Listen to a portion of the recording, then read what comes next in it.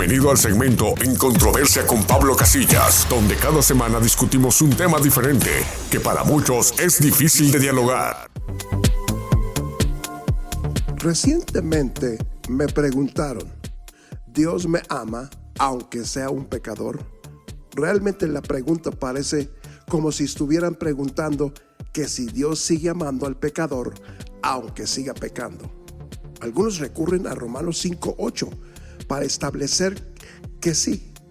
Vamos a leer Romanos 5:8 para descifrar lo que realmente dice el texto. Escuche el verso. Mas Dios muestra su amor para con nosotros, en que siendo aún pecadores, Cristo murió por nosotros. Muchos piensan que este verso dice que aunque uno es pecador o sigue pecando, Dios los ama. Según este verso, lo que dice es que Dios mostró su amor mientras estábamos en pecado. ¿Cómo fue que lo mostró? El verso dice que mostró que nos ama cuando Cristo murió por nosotros. Pero no dice que Dios ama al pecador aunque siga pecando.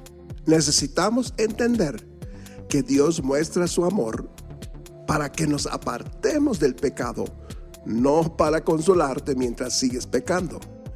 Quiera o no, si tú permaneces en el pecado, te constituyes enemigo de Dios.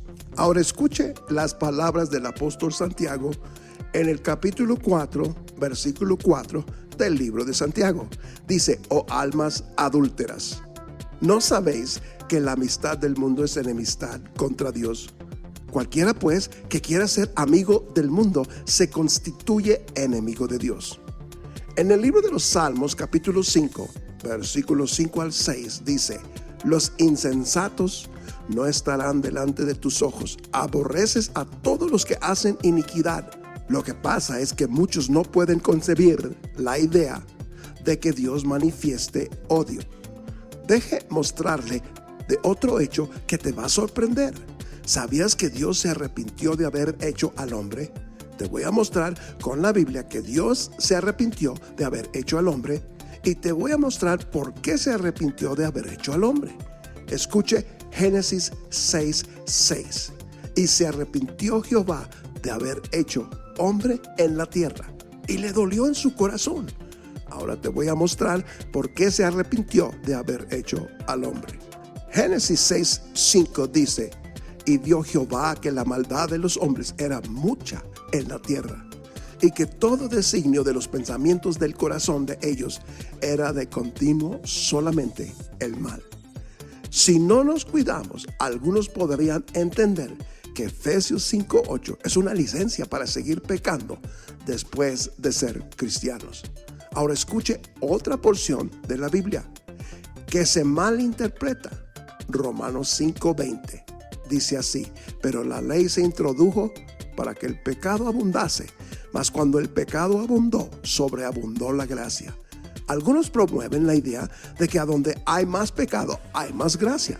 Este versículo significa que aunque seas un pecador empedernido, no estás fuera del alcance de Dios.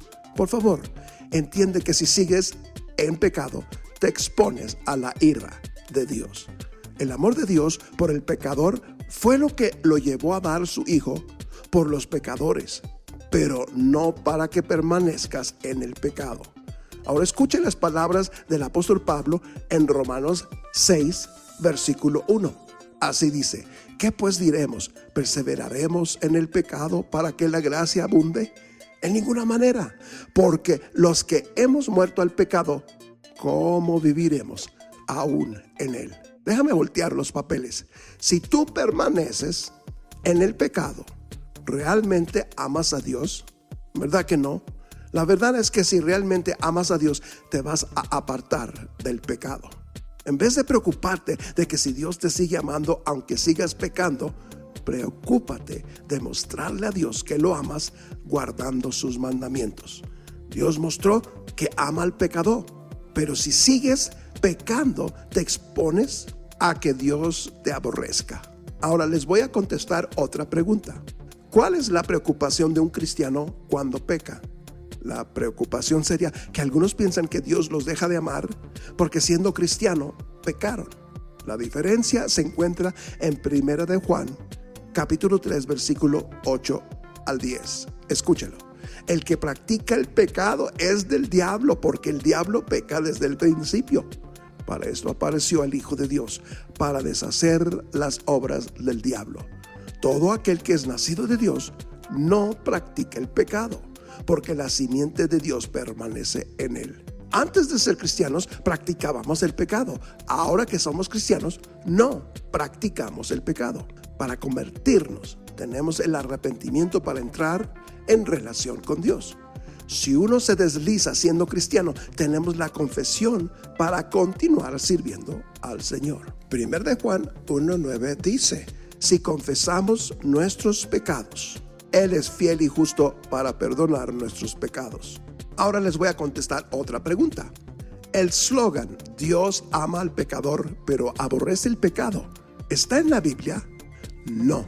Ese eslogan no está en la Biblia. La verdad es que hay versos en la Biblia que dicen que Dios aborrece a los pecadores. Le voy a dar un ejemplo. Salmos 5, 4 al 5.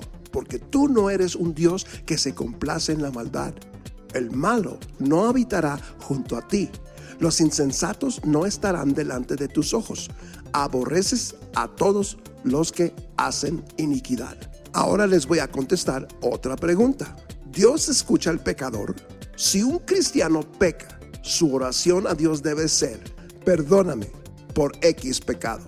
La oración de un inconverso debe ser una oración a donde se arrepiente de sus pecados. No puede pedir bendiciones si su estilo de vida es una de practicar el pecado. Ahora, el Evangelio de San Juan, capítulo 9, versículo 31, dice así: y sabemos que Dios no oye a los pecadores, pero si alguno es temeroso de Dios y hace su voluntad, a ese oye.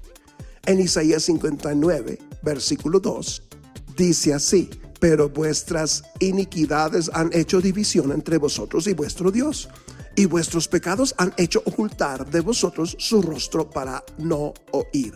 Esta es de la versión Reina Valera revisada del 1960.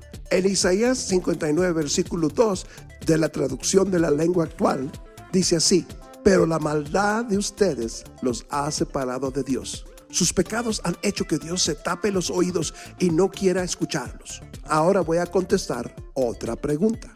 El slogan Dios es amor y por eso no puede odiar, ¿está en la Biblia? No, ese eslogan no está en la Biblia.